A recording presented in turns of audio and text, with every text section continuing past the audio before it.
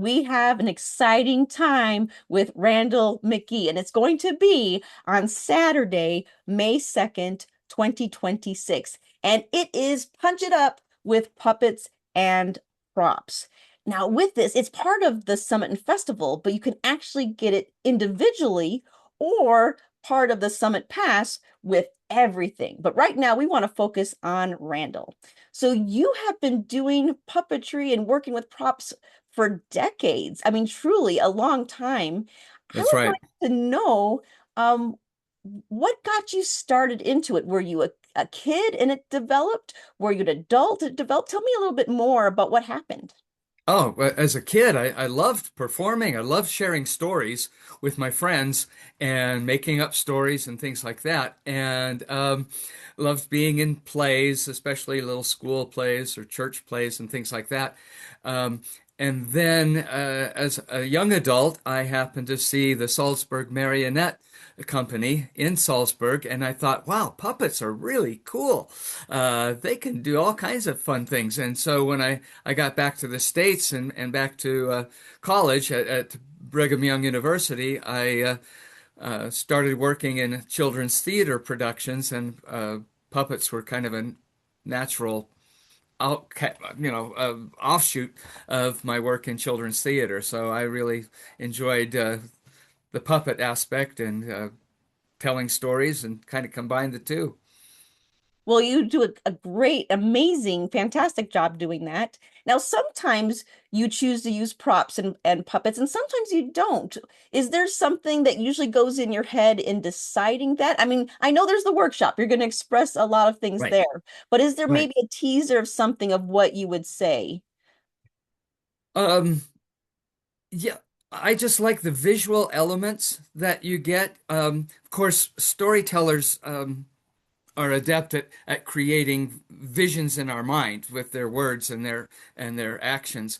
But sometimes I think just a little visual element, a prop like Pandora's box, and having something that represents the box gives that just a little bit more of a punch to the story that you're telling.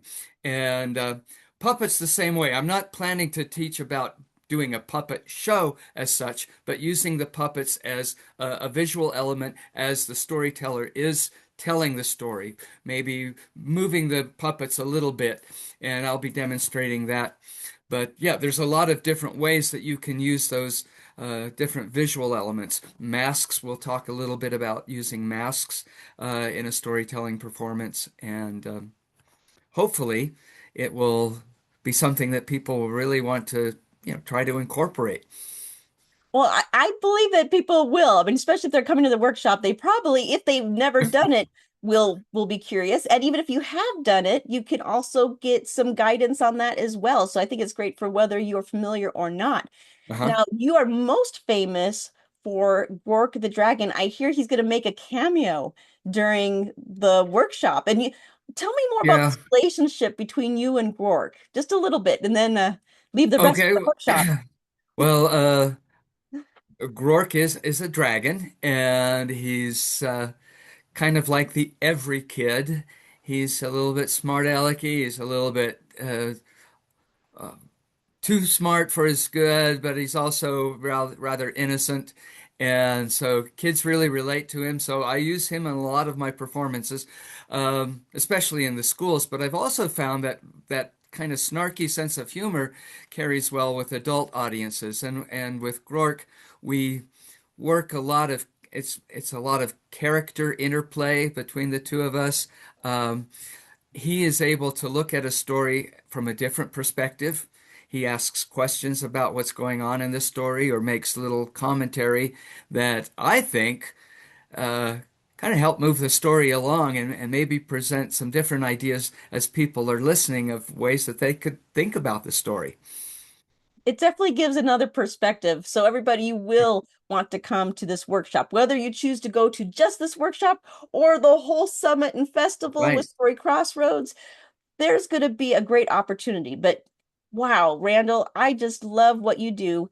And everyone, if you go to storycrossroads.org/festival, you can see the full schedule. You can look at all your options and join us for this wonderful workshop. Until we tell again. Thank you.